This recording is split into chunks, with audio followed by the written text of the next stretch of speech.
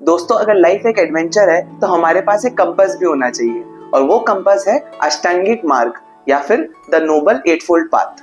बुद्ध कहते हैं कि अगर सफरिंग है तो उससे निकलने का रास्ता भी है।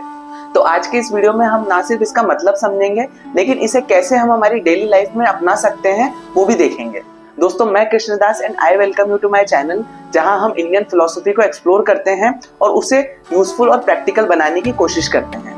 The Eightfold Path is not just a ladder, it is a way of life and it is divided into 3 parts. Pragya meaning wisdom, Sheel meaning conduct and Samadhi meaning mental discipline. तो चलिए एक एक करके हम इनको समझते हैं। दोस्तों प्रज्ञा कंसिस्ट ऑफ 2 पार्ट्स। फर्स्ट सम्यक दृष्टि और राइट व्यू। ये समझना कि संसार अनित्य या इम्परमानेंट है और दुख जीवन का एक इनएविटेबल पार्ट है। जैसे जब भी कोई प्रॉब्लम आती है लाइक ब्रेकअप या जॉब चली जाती है तो हम कहते हैं मेरे साथ ही ऐसा क्यों हुआ, लेकिन राइट व्यू कहता है कि शायद कुछ अच्छा मेरा इंतजार कर रहा है। सेकंड इज सम्यक संकल्प, दैट इज राइट इंटेंशन। आसान भाषा में कहें तो आपके इरादे क्या हैं, स्वार्थ से भरे हुए हैं या दया से। जैसे कभी भी कुछ करने से पहले खुद से पूछो कि क्या इस एक्शन के पीछे मेरे इंटेंशन सही हैं, और कोशिश करना कि पर्सनल गेन से पहले हम कंपैशन या काइंडनेस को प्रायोरिटी दें। नेक्स्ट इज शील और conduct. It consist of 3 parts. First is सम्यक वाच और राइट स्पीच।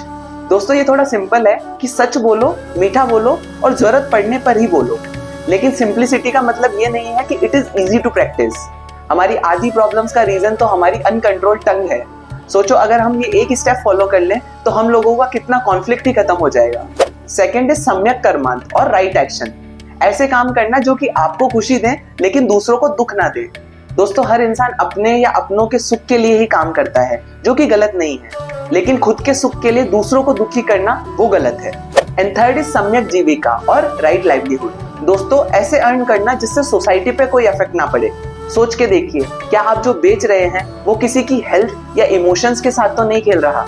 दोस्तों अब हम आते हैं समाधि या मेंटल डिसिप्लिन पे, and it consist of 3 parts. First is सम्यक व्यायाम और राइट एफर्ट। अपने नेगेटिव थॉट्स को पहचानना और पॉजिटिव हैबिट्स डेवलप करना। और वो कैसे कर सकते हैं?